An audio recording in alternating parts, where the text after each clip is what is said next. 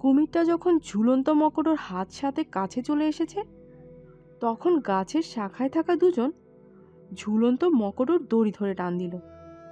ঝুলন্ত মকড়ো মাটি থেকে ফুটখানেক উপরে উঠে জলার উল্টো দিকে কিছুটা সরে এলো। সুদীপ্তরা যেদিকে আছে ঠিক সেই দিকে। থমকে দাঁড়িয়ে পড়ল কুমিরটা। ঝুলন্ত মকড়ো স্থির হলো এক সময়। কুমিরটা আবারও এগিয়ে আসতে লাগলো তার দিকে। সে আবারও যখন তার হাত সাথে কাছে চলে এসেছে, তখন আবারও টান পড়ল দড়িতে।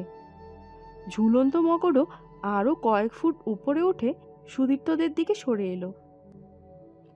একটা জিনিস খেয়াল করলো সুদীপ্ত, ঝুলন্ত লোকটা ক্রমশ জলার ধার থেকে দূরে সরে আসছে এবং কুমিরটাও তাকে অনুসরণ করে ক্রমশ ফাঁকা জমির মধ্যে চলে আসছে। তৃতীয়বার কুমিরটা ঝুলন্ত লোকটার প্রায় হাত পাঁচেক ব্যবধানে চলে এলো। লোকটাকে লাফিয়ে ধরবার আগেই একবার সে মুখ খুলল। সেটা যেন মুখ নয়, মৃত্যু গহ্বর। দড়িটা কি গাছের ডালে আটকে গেছে? নইলে ওপরের লোকটা টেনে তুলছে না কেন ঝুলন্ত লোকটাকে? কুমিরটা তার ঠিক নিচে এসে থেমে ওপরের দিকে মুখ তুলে লোকটাকে দেখল। আর কয়েকটা মুহূর্ত মাত্র, তারপরেই সে ওপর দিকে ঝাঁপ দেবে শিকারকে টেনে নামাবার জন্য। নির্ঘাত দড়িতে কিছু একটা হয়েছে, নইলে। দৃশ্যটি দেখবে না বলে অন্যদিকে মুখ ফেরাতে যাচ্ছিল সুদীপ্ত। ঝুলন্ত লোকটার পরিবর্তে কুমিরটাই যেন হঠাৎ মাটি ছেড়ে শূন্যে উঠে গেল। তার গা থেকে একরাশ জল ঝরে পড়ল সুদীপ্তদের মাথায়। কুমিরটার সামনের দুটো পা আর পেটের মাঝখানে চেপে বসেছে দড়ির ফাঁস। তাকে ওপর দিকে টেনে তুলছে গাছের শাখায় বসা লোক দুটো। অসীম শক্তি আর কৌশল তাদের। শূন্যে ছটফট করছে কুমিরটা। ব্যাপারটা সুদীপ্ত আর হেরম্যানের কাছে এবার স্পষ্ট হলো। ঝুলন্ত মানুষের টোপ দেখিয়ে আসলে কুমিরকে ফাঁসটার কাছে টেনে এনেছিল মকড়রা। তারপর কুমিরটা নিজের অজান্তেই সেই ফাঁসের মধ্যে দেহ গলাতেই তাকে ওপরে টেনে তোলা হয়েছে। তবে ব্যাপারটা সত্যি খুব বিপজ্জনক।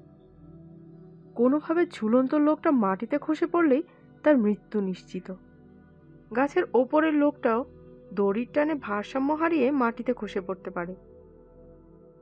কুমিরটাকে ওপরে টেনে তোলা মাত্রই যে লোকটা নিচে বসে শব্দ করছিল, সে পাশে রাখা কুঠার আর বর্শা তুলে নিয়ে এক লাফে ঝোপ টোপকে ঝুলন্ত লোকটার কাছে পৌঁছালো। তারপর কিছুক্ষণের মধ্যেই দড়ির বাঁধন থেকে মুক্ত করে ঝুলন্ত দুঃসাহসী মকড় যুবককে মাটিতে দাঁড় করিয়ে তার হাতে বর্শা ধরিয়ে দিল। ওপরের লোক দুটো ধীরে ধীরে এরপর মাটির দিকে নামাতে শুরু করলো কুমিরটাকে। প্রাণীটা বিশাল চাবুকের মতো তার লেজটা আন্দোলিত করছে। সেই লেজের আঘাত থেকে বাঁচার জন্য কিছুটা তফাতে সরে গেল মাটিতে দাঁড়িয়ে থাকা মকড় দুজন। কুমিরটা মাটির কাছাকাছি আসতেই তার বুক লক্ষ্য করে বর্শা ছুড়ে দিল সেই মকড় যুবক। বর্শাটা তার বুকে ঢুকে ঘাড়ের কাছ ফুঁড়ে বেরিয়ে আটকে রইল ঝুলন্ত কুমিরের দেহে। মিনিট খানেকের মধ্যেই প্রাণীটার লেজের ছটফটানি কিছুটা কমে এলো। নিস্তেজ হয়ে পড়েছে প্রাণীটা। যুবক মকড়র সঙ্গী সেই শব্দ করা লোকটা এরপর কুমিরটার খুব কাছে এগিয়ে এসে কুঠারের এক আঘাতে লম্বালম্বিভাবে চিরে ফেলল কুমিরের পেট। শেষবারের মতো ছটফট করে স্থির হয়ে গেল মৃত্যুদূত। প্রাণীটার পেট থেকে তার অন্তযন্ত্র বাইরে বেরিয়ে ঝুলতে থাকলো। তার মধ্য থেকে খসে পড়ল বেশ বড় একটা মাছ। সম্ভবত জল থেকে ওঠার আগেই মাছটাকে সে গিলেছিল। মাছের আঁশগুলো সূর্যের আলোতে ঝিকমিক করছে, যেন সদ্য তাকে জল থেকে তোলা হয়েছে। মৃত কুমিরটাকে নামানো হলো মাটিতে। গাছ থেকে মকড় দুজন নেমে আসার পর একটা লম্বা ডাল কেটে তার সঙ্গে কুমিরটাকে লম্বালম্বিভাবে বাঁধা হলো। সামনে পেছনে দুজন করে মকড়ও ডালে বাঁধা কুমিরটাকে নিয়ে কিছুক্ষণের মধ্যে গ্রামের দিকে রওনা হলো। তাদের অনুসরণ করলো সুদীপ্তরা। জঙ্গলের পথ ধরে গ্রামে ফেরার পথে হেরম্যান বললেন, আমরা বিভিন্ন অভিযানে উপকথা রূপকথা প্রাণীদের খুঁজে পাই বা না পাই, কিন্তু যে অভিজ্ঞতা সঞ্চয় করি তাই বা কম কি, যেমন আজকের এই অভিজ্ঞতা। সুদীপ্ত বলল, একদম ঠিক কথা বলেছেন আপনি, এইসব অভিজ্ঞতা অমূল্য। সুদীপ্তরা গ্রামে ফিরে এলো। গ্রামের ঠিক মাঝখানে কুমিরটাকে নামাতেই জাদুকর গোকো সহ অন্য নারী পুরুষরা সেখানে এসে দাঁড়ালো। সবার চোখে মুখে আনন্দের ভাব, আর কুমির শিকারী মকড় চারজনের মুখে গর্বের হাসি। জাদুকর গোকো পিঠ চাপড়ে দিল তাদের। কুমিরের মাংস দিয়ে মহাভোজ হবে। মাথার উপর রোদ বেশ চড়া। সুদীপ্তরা ইতিমধ্যেই ঘেমে উঠেছে। বিশ্রাম নেওয়ার জন্য তারা এগুলো তাঁবুর দিকে, কিন্তু তাঁবুতে ঢুকতেই চমকে উঠল হেরম্যান আর সুদীপ্ত। তাদের তাঁবুর ভেতরের সমস্ত জিনিস কেউ বা কারা যেন ছড়িয়ে ছিটিয়ে লণ্ডভণ্ড করে রেখেছে। রবার্টের তাঁবুর ভেতরেও একই অবস্থা। কারা তাদের তাঁবুতে ঢুকেছিল তা জানার জন্য সুদীপ্তকে সঙ্গে নিয়ে রবার্ট হাজির হলো জাদুকর গোকোর কাছে। সে ব্যাপারটা শুনে বলল, গ্রামের কোনো লোক তো তাঁবুতে ঢোকেনি। তারপর সুদীপ্ত তার তাঁবু দুটোর পেছনে গাছটা দেখিয়ে বলল যে, ওই গাছে একদল লেমুর থাকে। তারা মাঝে মাঝে সুযোগ পেলে কুঁড়ে ঘরগুলোতে হানা দেয় খাবারের সন্ধানে। ব্যাপারটা নির্ঘাত তাদেরই কাণ্ড। বানরের এই স্বভাবের কথা জানা আছে সুদীপ্তর, কিন্তু লেমুরও যে একই কাণ্ড ঘটায় তা প্রথম শুনল সুদীপ্ত। তাঁবুতে আবার ফিরে এলো তারা। লেমুররা জিনিসপত্র লণ্ডভণ্ড করলেও কোনো জিনিসই খোয়া যায়নি বলে মনে হলো তাদের। সবকিছু আবার সাজানো গোছানোর পর স্টোভ জেলে রান্না চাপালো ইদোজেল। তখনই একটা জিনিস খেয়াল করলো তারা। তাঁবুতে সব জিনিস ঠিকঠাক থাকলেও সল্ট পট অর্থাৎ নুনের পাত্রটা কোথাও পাওয়া যাচ্ছে না। লেমুররা কি নুনের পাত্র নিয়ে গেল? হেরম্যান হেসে বললেন, লেমুররা যে নুনে আসক্ত, এই অভিজ্ঞতাটাও প্রথম হলো আমার। তার কথা শুনে সুদীপ্তও হেসে উঠল। নুন ছাড়াই ইদোজেল রান্না করলো। রোদের প্রচন্ড প্রকোপের জন্য দুপুরবেলা আর তাঁবু ছেড়ে বাইরে এলো না সুদীপ্তরা। কিন্তু রোদের তেজ কিছুটা স্তিমিত হয়ে এলে তাঁবু ছাড়ল তারা। বাইরে বেরিয়ে তারা দেখতে পেল কয়েকজন মকড়ও বাঁশের খুঁটি পুঁতেছে মাঠের মাঝখানে। মরা কুমিরটাও সেখানেই পড়ে আছে, মাছি ভনভন করছে তার উপরে। সূর্য ডুবতে ঘন্টা তিনেক সময় বাকি। মকড়োর পাশ কাটিয়ে সুদীপ্তরা এগোলো গ্রামের বাইরে যাওয়ার জন্য। লোকগুলো একবার শুধু পাশ ফিরে তাকালো তাদের দিকে, কিন্তু মুখে কিছু বলল না। কুমির তোরণ পার হয়ে গ্রামের বাইরে এসে হেরম্যান বললেন, চলো একটু ঘুরপথে গ্রামটাকে ব্যাট দিয়ে ডান পাশের জঙ্গলে ঢোকা যাক। অবশ্য সোজা ওই জঙ্গলে ঢুকতেও আমাদের বাধা নেই, কারণ জাদুকর গোকো আমাদের ওদিকে যেতে নিষেধ করেনি। তবে ওদের মনে কোনো সন্দেহের উদ্বেগ না ঘটানোর জন্য একটু ঘুরপথে যাওয়াই বঞ্জনীয়। রবার্টও সহমত পোষণ করলো হেরম্যানের কথায়। পরিকল্পনা মতো প্রথমে একটু এগিয়ে তারপর গ্রামটাকে পেছন দিক থেকে ব্যাট দিয়ে সুদীপ্তরা প্রবেশ করলো সেই জঙ্গলে। ঘন জঙ্গল। এই জঙ্গলে অন্যান্য জঙ্গলের তুলনায় ঝোপঝাড়ের আধিক্যই বেশি। জঙ্গলে ঢোকার পর থেকেই পিচার প্ল্যান্ট আর কলসপত্র উদ্ভিদ চোখে পড়তে লাগলো সুদীপ্তদের। জঙ্গলের ভেতরে যেই সব স্থানে বড় বড় গাছের ঘন ডালপালার জন্য সরাসরি সূর্য মাটিতে এসে পড়ে না, সেই ঠান্ডা স্যাঁতস্যাঁতে জমিতে দাঁড়িয়ে আছে পিচার প্ল্যান্টগুলো। যতই সুদীপ্তরা জঙ্গলের ভেতরে ঢুকছে ততই তাদের সংখ্যা বাড়ছে। তাই দেখে হেরম্যান বললেন, এই জঙ্গলটা কার্নিভোরাস প্ল্যান্টের ন্যাচারাল হ্যাবিটেট বলেই মনে হচ্ছে। রবার্ট বলল, হ্যাঁ, পাহাড়ি অঞ্চল বাদ দিলে সমতলে এই ধরনের পরিবেশে পিচার প্ল্যান্ট জন্মায়। সুদীপ্তরা বেশ কিছু অচেনা উদ্ভিদ দেখতে পেল জঙ্গলে। তার মধ্যে রবার্ট যেগুলো চিনতে পারল সেগুলো সম্বন্ধে বুঝিয়ে দিল সুদীপ্তকে। আর যেগুলো সে চিনতে পারল না সেই সব গাছের ছবি তুলে সঙ্গে আনা প্লাস্টিকের স্বচ্ছ ব্যাগে তাদের পাতা সংগ্রহ করতে লাগলো। রবার্ট এরপর বলল, শুধু পিচার প্ল্যান্টই নয়, অনেক অপরিচিত উদ্ভিদেরই আবাসস্থল এই জঙ্গল। এখানে এমন অনেক উদ্ভিদ দেখেছি যা সম্ভবত নতুন প্রজাতির। হেরম্যান তার কথা শুনে প্রথমে বললেন, তোমার এই বক্তব্য আমার মনে আশার সঞ্চার ঘটাচ্ছে। নতুন প্রজাতির উদ্ভিদের মধ্যে হয়তো মানুষকেও গাছটাও আছে। আর একটা ব্যাপার তোমরা খেয়াল করেছো কিনা জানি না, বিকেলবেলা পাখিদের এই ঘরে ফেরার সময় অন্যান্য জঙ্গলে পাখি ডাকলেও এই জঙ্গলে কোনো পাখি ডাকছে না। ভোরবেলা সূর্যোদয়ের পরেও আমি একটা জিনিস খেয়াল করেছি, পাখির দল গ্রামের মাথার ওপর দিয়ে এক বন থেকে অন্য বনে উড়ে গেল, এদিকে কোনো পাখি উড়ে আসেনি।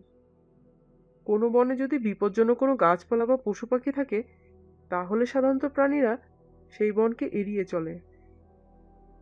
হেরম্যানের বক্তব্যই সঠিক। ব্যাপারটা সুদীপ্তও খেয়াল করেছে। এই বনে ঢোকার পর কোনো পশু পাখি চোখে পড়েনি তার, একটা লেমুর বা সবসময় চোখে পড়া গিরগিটিও নয়। চারপাশে কেমন যেন একটা থমথমে পরিবেশ বিরাজ করছে। আরো কিছুটা এগোবার পর জঙ্গলের মধ্যে বেশ কিছু ছোট ছোট ডোবা চোখে পড়তে লাগলো, তবে তাদের গভীরতা খুব বেশি নয় বলেই মনে হলো সুদীপ্তদের। জায়গাটার পরিবেশ আরো বেশি স্যাঁতসেঁতে, ভেজা মাটিতে যেখানে দাঁড়িয়ে আছে অনেক অচেনা উদ্ভিদ। ইদোজেল বলল, বর্ষার সময় সম্ভবত নদী প্লাবিত হয়ে জল ঢোকে এই বনে। বর্ষা শেষে প্লাবন থেমে গেলেও নিচু জমিতে জল আটকে পড়ে এই ডোবাগুলো সৃষ্টি হয়েছে। জায়গাটাতে ঘুরে বেড়াতে লাগলো সুদীপ্তরা। এমনও তো হতে পারে যে অপরিচিত উদ্ভিদ মহলে কোনো শিশু মানুষ খেকো গাছের সন্ধান মিলে গেল। সময়ের সঙ্গে সঙ্গে সূর্য পশ্চিম দিকে হাঁটতে শুরু করলো। হেরম্যান এক সময় ঘড়ি দেখে বললেন, চলো এবার ফেরা যাক। কাল সারাদিন এ বনে অনুসন্ধান চালাবো। ডোবাগুলো পেরিয়ে আরো সামনে এগোবো আমরা। ফিরতে শুরু করলো সুদীপ্তরা। এক সময় যখন তারা প্রায় মকড় গ্রামে পৌঁছে গেছে, বাজ পড়ে পুড়ে যাওয়া বিরাট একটা গাছের পাশে বড় ঝোপের আড়ালে হঠাৎ মানুষের কাশির শব্দ শুনে দাঁড়িয়ে পড়ল সবাই। ইদোজেল বন্দুক বাগিয়ে এগোলো সেই দিকে। সন্তর্পণে তাকে অনুসরণ করলো অন্যরা। ঝোপের অন্যদিকে তাকাতেই অদ্ভুত একটা জিনিস দেখতে পেল তারা। ওটা কি কোনো মানুষ না বন মানুষ? তিন দিকে বড় বড় ঝোপ, তার আড়ালে মাটিতে একটা গভীর গর্ত। বন্য শেয়াল বা কুকুররা যেমন গর্ত খোঁড়ে ঠিক তেমনি গর্ত। আর সেই গর্তের বাইরে হাত দশেক লম্বা একটা ঢালু সরু সুড়ঙ্গ উপরের দিকে উঠে এসেছে। আর সেই সুড়ঙ্গ পথে হামাগুড়ি দিয়ে উপরের দিকে উঠে আসছে একটা লোক। তার হাত পা সব কাঠির মতো সরু, শ্বাস নেওয়ার সঙ্গে সঙ্গে চামড়ার নিচের পাঁজরের হাড়গুলো সব বাইরে বেরিয়ে আসতে যাচ্ছে। চোয়ালের হাড়ও বাইরে বেরিয়ে এসেছে। চোখের দৃষ্টি কেমন যেন ঘোলাটে। অদ্ভুত দেখতে লোকটা। সুড়ঙ্গে দিয়ে ঝোপের বাইরে বেরিয়ে এলো সে। গাছের ফাঁক দিয়ে শেষ বিকেলের আলো এসে পড়েছে তার ধুলো মাখা দেহে। সামান্য একটা ক্ষতচিহ্ন বস্ত্রখণ্ড কোনো মতে তার দেহের লজ্জা নিবারণ করছে। ঝোপের বাইরে এসে কয়েকবার এদিক ওদিক তাকালো লোকটা। দেখে মনে হচ্ছে যে মকর উপজাতির লোক হবে। কয়েক হাত দূরে দাঁড়িয়ে থাকা সুদীপ্তদের দিকে একবার লোকটা তাকালেও তার কোনো ভাবান্তর হলো না। সে উঠেও দাঁড়ালো না, হামাগুড়ি দিয়ে এগোতে থাকলো অন্যদিকে। তারপর এক জায়গাতে থমকে দাঁড়িয়ে গ্রামের দিকে মুখ করে জোরে জোরে শ্বাস নিতে লাগলো। রবার্ট এবার হঠাৎ বলে উঠল, আরে এই যে সেই মেয়েটার বাবা, যাকে বনদেবতার কাছে নিয়ে যাওয়া হয়েছিল। রবার্টের গলার শব্দ শোনার সঙ্গে সঙ্গে লোকটা চমকে উঠে মুখ ফেরালো তাদের দিকে। তার চোখ দুটো যেন কুঁচকে গেল। ভয় পেয়ে কেঁপে উঠল সে। লোকটা বলল, তোমরা কেন? আমাকে তোমরা মেরো না। তার বক্তব্য শুনে রবার্টও সেই ভাষাতে বলল, তোমাকে আমরা মারবো কেন? আমি গতবার তোমাদের গ্রামে এসেছিলাম, আমাকে তুমি চিনতে পারছো না? মকরও জবাব দিল, আমি অন্ধ, চোখে কিছু দেখতে পাই না। রবার্ট বলল, আমি আর আমার এক সঙ্গী ইদোজেল গত বছর এসেছিলাম তোমাদের গ্রামে। রবার্টের কথা শুনে কিছুক্ষণ চুপ করে রইল মকরও। তার চোখ বেয়ে দুফোঁটা জল গড়িয়ে পড়ল। তারপর সে বলল, হ্যাঁ, এবার বুঝতে পারছি। তোমার কাছে কোনো খাবার আছে? গ্রাম থেকে কুমিরের মাংসের গন্ধ আসছে। তাদের দুজনের কথোপকথন ইদোজেল সঙ্গে সঙ্গে তর্জমা করতে থাকলো সুদীপ্তদের জন্য। গাইড হিসেবে কাজ করার সুবাদে সে দেশীয় ভাষা আর ইংরেজি ভাষা দুটোই বলতে পারে এবং বুঝতেও পারে। সুদীপ্ত বাতাসে লম্বা শ্বাস নিল। হ্যাঁ, গ্রামের দিক থেকে সত্যিই যেন একটা গন্ধ ভেসে আসছে। অন্ধ লোকেদের অন্য ইন্দ্রিয়গুলো সাধারণ মানুষের চেয়ে তীক্ষ্ণ হয়। লোকটা তার আগেই গন্ধ পেয়েছে। রবার্ট এবার লোকটার কাছে গিয়ে হাঁটু মুড়ে বসে পকেট থেকে এক মুঠো লজেন্স বার করে লোকটার হাতে গুজে দিয়ে বলল, এগুলোই শুধু আছে, অন্য খাবার নেই। তোমার এই অবস্থা হলো কিভাবে? তুমি গ্রাম ছেড়ে জঙ্গলে কি করছো? লোকটা লজেন্সগুলো হাতে পেয়ে খিদের জ্বালায় সেগুলো মোড়ক শুদ্ধ চিবোতে শুরু করলো। বেশ কিছুক্ষণ পর সে জবাব দিল, জাদুকর গোকো গিরগিটির থুতু দিয়ে আমার চোখ অন্ধ করে দিয়েছে, আমাকে গ্রাম থেকে তাড়িয়ে দিয়েছে। কেন? কি অন্যায় করেছিলে তুমি? জানতে চাইল রবার্ট। লোকটা যে জবাব দিল তা একটু অদ্ভুত শোনালেও সে প্রসঙ্গটা শুনে চমকে উঠল সবাই। সে বলল, জাদুকর গোকো শুধু শুধু আমার মেয়েটার প্রাণ নিল। আগুন জ্বালিয়ে সে কিভাবে ইয়াতেভেকে জাগালো তা আমি দেখে ফেলেছি। কথাটা তাকে বলার পর সে আমার এই অবস্থা করল। ও সবাইকে বলল যে আমি নাকি ইয়াতেভেওকে বিদেশিদের কাছে চিনিয়ে দেব বলেছি। অন্যরাও জাদুকরের কথা বিশ্বাস করল। ইয়াতেভেও অর্থাৎ মানুষ খেকো গাছ, যার সন্ধানে এত দূর ছুটে এসেছে হেরমেন আর সুদীপ্ত। হেরমেন আর থাকতে না পেরে রবার্টকে বললেন, ওকে জিজ্ঞেস করো যে গাছটা কোথায় আছে, তার সন্ধান ও দিতে পারবে কিনা। তার জন্য ও যা চাইবে আমি তাই দেব। রবার্ট কথাটা লোকটাকে বলতেই সে কিছুক্ষণ চুপ করে থেকে বলল, আমি গাছের পাতা খেয়ে 3 মাস বেঁচে আছি। এভাবে আমি বাঁচব না। তোমরা তো ফিরে যাবে, কিন্তু মরার আগে আমি খাবার খেয়ে মরতে চাই। তাই আমি মরার আগে তাকে চিনিয়ে দেব তোমাদের। তার কথা শুনে হেরমেন উত্তেজনায় সুদীপ্তকে জড়িয়ে ধরে বললেন, আছে আছে, ইয়াতেভেও আছে। তারপর তিনি রবার্টের মাধ্যমে লোকটাকে বললেন, আমরা খাবার দেব তোমাকে, কিন্তু সেটা কোন জায়গাতে আছে? মকরও জবাব দিল, জঙ্গলের মধ্যে যেখানে ডোবা আছে তা পেরিয়ে আরো গভীরে যেতে হবে। আমাকে খাবার দিলে আমি তোমাদের চোখ দিয়ে পথ দেখিয়ে সেখানে নিয়ে যাব। তবে জাদুকর বা গ্রামের লোকেরা যেন তা জেনে না ফেলে, তাহলে গ্রামের লোকজন তোমাদেরকে আর আমাকে মেরে ফেলবে। এখানে অনেকেই এসেছে ইয়াতেভেওকে খুঁজতে। কালো চামড়া, সাদা চামড়া, কেউ তাদের খোঁজ পায়নি। যারা পেয়েছে আমরা তাদের জলার কুমিরের মুখে ফেলে দিয়েছি।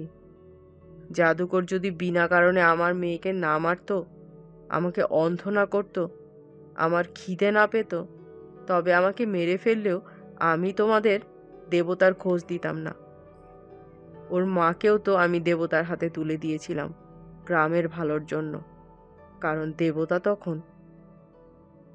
তার কথাটা শেষ হওয়ার আগে ইদোজেল বলে উঠল, আরে ওই গাছের ফাঁক দিয়ে তাকিয়ে দেখুন, গোকো জঙ্গলে ঢুকছে। গোকোকে দূর থেকে দেখেই চুপ করে গেল সবাই। আর গোকো শব্দটা কানে যেতেই বৃদ্ধ মকরও সম্ভবত ব্যাপারটা আন্দাজ করে ফেলল। মুহূর্তের মধ্যে আতঙ্কের ভাব ফুটে উঠল তার মুখে। সঙ্গে সঙ্গে সে পেছনে ফিরে অতি দ্রুত ঝোপের আড়ালে অদৃশ্য হয়ে গেল। সুদীপ্তরা যেখানে দাঁড়িয়ে আছে, গোকো সম্ভবত সেদিকেই আসছে বলে মনে হলো সুদীপ্তদের। সে এই জায়গাতে এলে অসহায় বৃদ্ধ মকরও তার নজরে পড়ে যেতে পারে। কাজেই তারা সেই জায়গা ছেড়ে সঙ্গে সঙ্গে রওনা দিল গ্রামের দিকে যাওয়ার জন্য। গোকো যে পথ ধরে আসছে সেদিকেই। একটু এগোবার পরেই সুদীপ্তরা মুখোমুখি হয়ে গেল গোকোর। গোকো রবার্টকে জিজ্ঞেস করল, তোমরা এদিকে কেন? কোন পথে এখানে এলে? তার বাচনভঙ্গিতে যেন একটা সন্দেহের সুর লুকিয়ে আছে। রবার্ট জবাব দিল, গ্রামের পেছন দিয়ে ঘুরতে ঘুরতে এখানে চলে এসেছি, তবে জঙ্গলের বেশি ভেতরে যাইনি, এই কাছাকাছিই ছিলাম।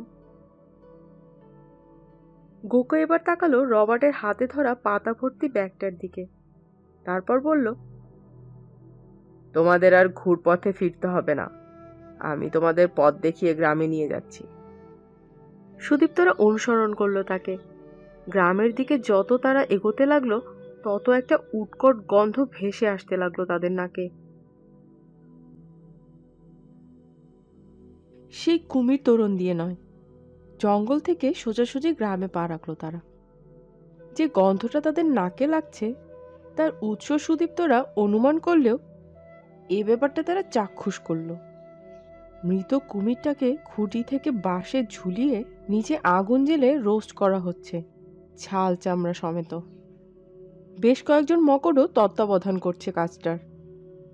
কেউ আগুনটাকে উস্কে দিচ্ছে, দুজন দুপাশে দাঁড়িয়ে বাঁশটাকে মাঝে মাঝে ঘুরিয়ে গ্রিল করছে কুমিরের দেহটাকে, আর একজন মাঝে মাঝে জলে ছিটা দিচ্ছে কুমিরের গায়ে। আর তখনই ভসভস করে ধোঁয়া উঠছে দেহটা থেকে। তীব্র উৎকট মাংস পোড়া গন্ধ ছড়িয়ে পড়েছে বাতাসে।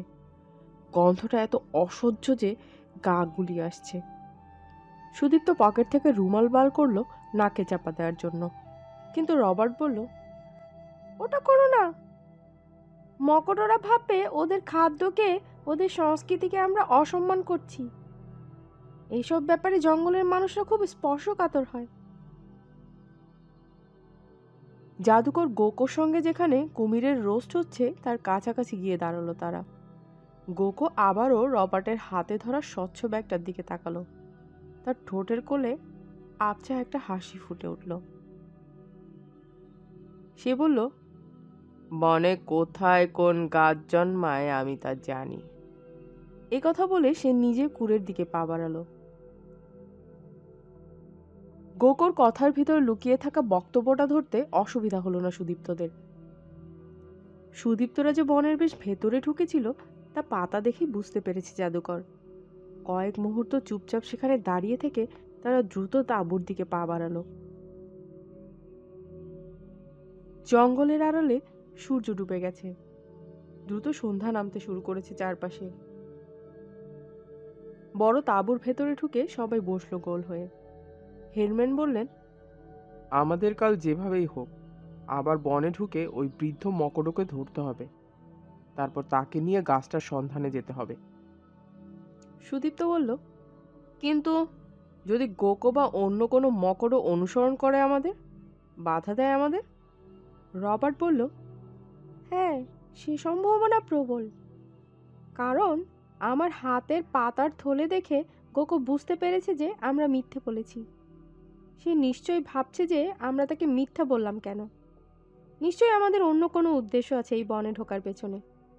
আর নিহত মেয়েটার বাবার কথা যদি সত্যি হয়, মানুষ খেকো গাছ যদি ওখানে থেকে থাকে, তবে গোকো নিশ্চয়ই জায়গাটা সম্বন্ধে বাড়তি সতর্কতা অবলম্বন করবে।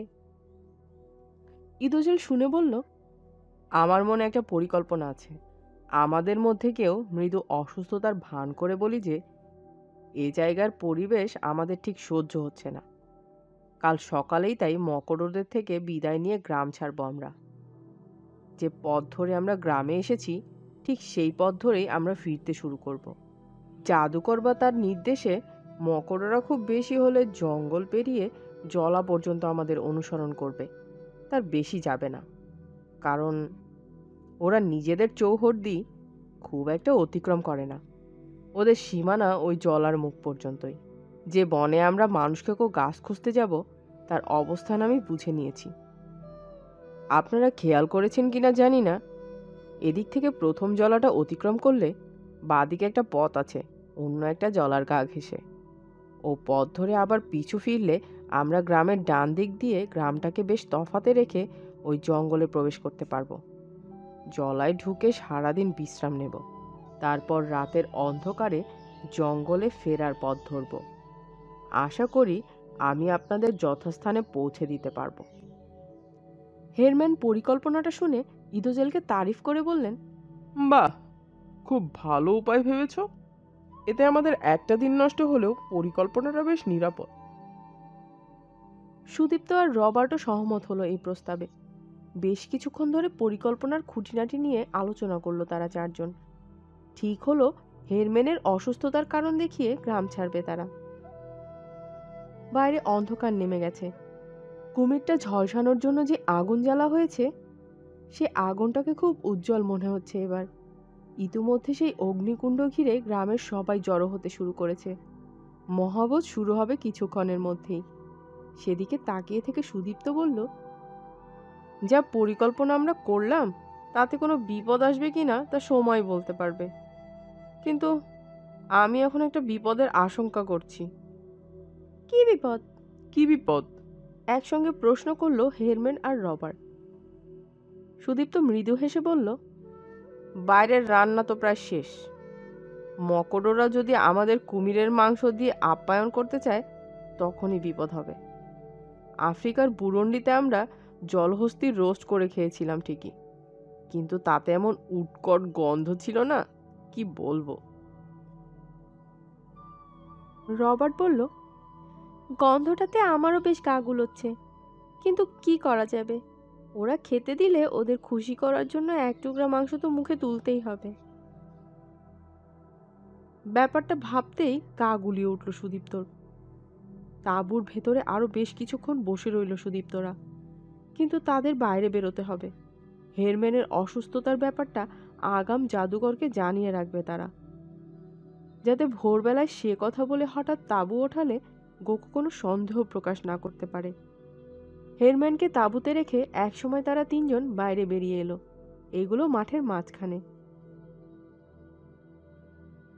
মকরদের রান্না প্রায় শেষ হয়ে গেছে ততক্ষণে।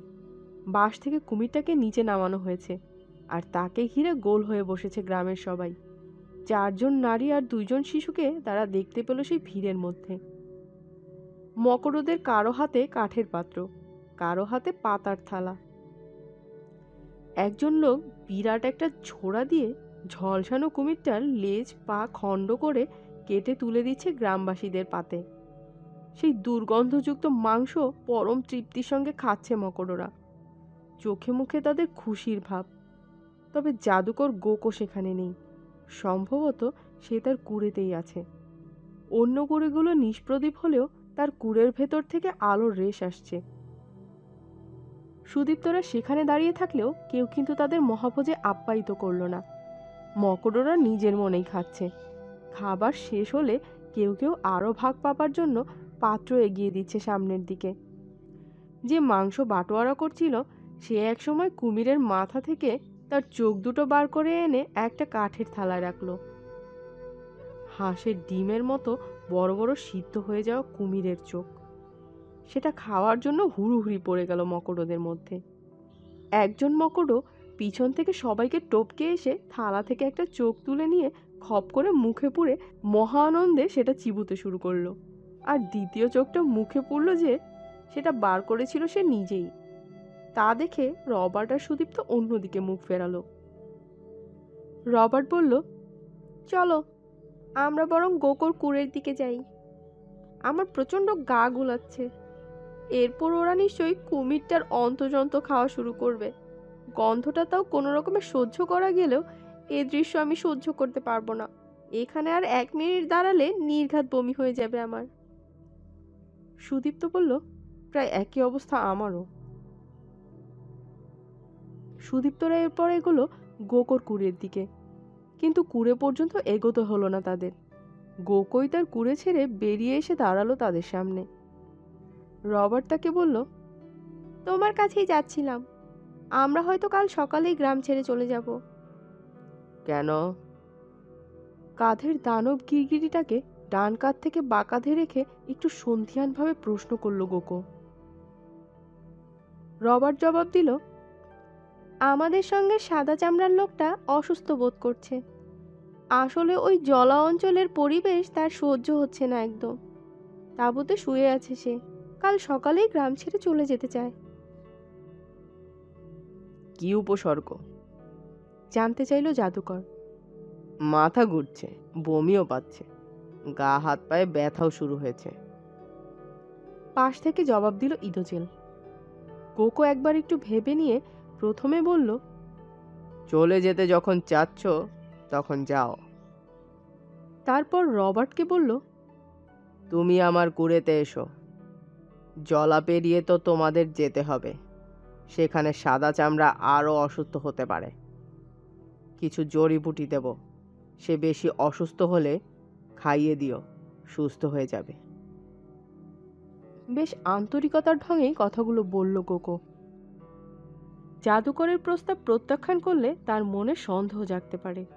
কাজেই রবার্ট সুদীপ্তদের বলল, তোমরা তাঁবুতে যাও, আমি ওষুধ নিয়ে আসছি। সুদীপ্তরা তাঁবুতে ফিরতেই হেরম্যান প্রশ্ন করলেন, কি হলো, রবার্ট কই? সুদীপ্ত হেসে বলল, আমরা যে চলে যাচ্ছি সে কথা গোকোকে জানিয়ে দেওয়া হয়েছে। আর আপনি অসুস্থ শুনে গোকো বলল যে সে ওষুধ বানিয়ে দেবে, সেটা আনতেই তার সঙ্গে কুড়েতে গেছে রবার্ট। তাঁবুর ভেতরেই স্টোভ জেলে রাতের খাওয়ার আয়োজন শুরু করলো ইদোজেল। খাবার বলতে নুডলস আর টিনের কৌটোবন্দি শুকনো মাছ, দুটো খাবারকেই জলে ফুটিয়ে সেদ্ধ করতে হয়। ইদোজেলের রান্না শেষ হলো এক সময়। তারপর তারা অপেক্ষা করতে লাগলো রবার্টের জন্য।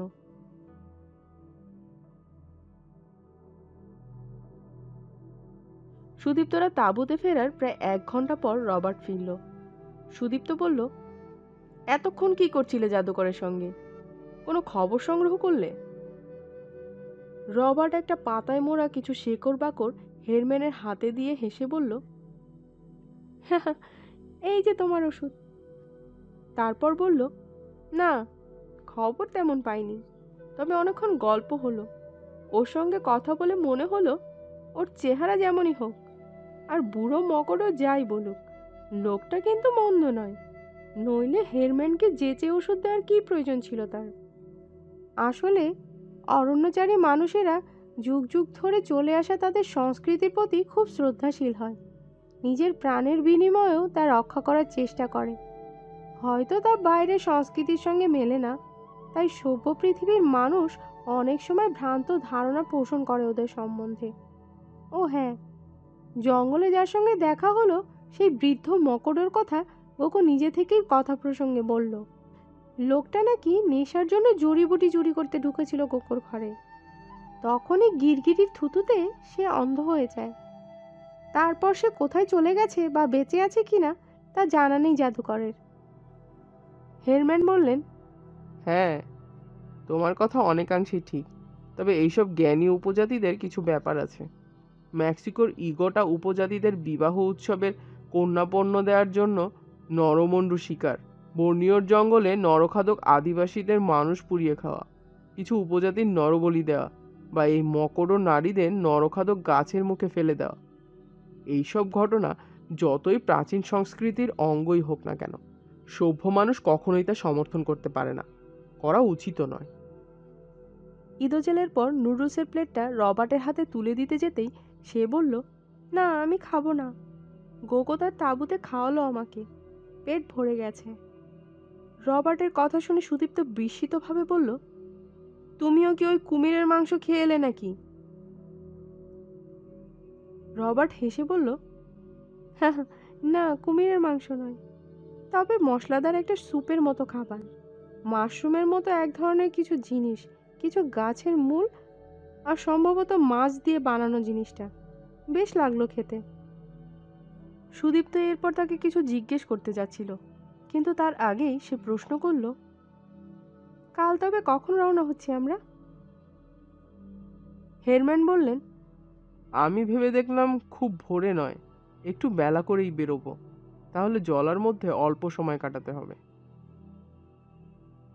রবার্ট হাই তুলে বলল, হ্যাঁ, সেই ভালো।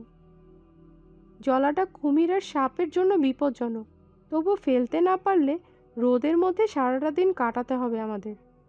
আমি আমার তাঁবুতে শুতে গেলাম, ঘুম পাচ্ছে, আর মাথাটাও কেমন যেন ভার ভার লাগছে। শুভরাত্রি। শেষ কথাগুলো কেমন যেন ঈষৎ জড়ানো স্বরে বলে সুদীপ্তদের তাঁবু ছেড়ে বেরিয়ে গেল রবার্ট।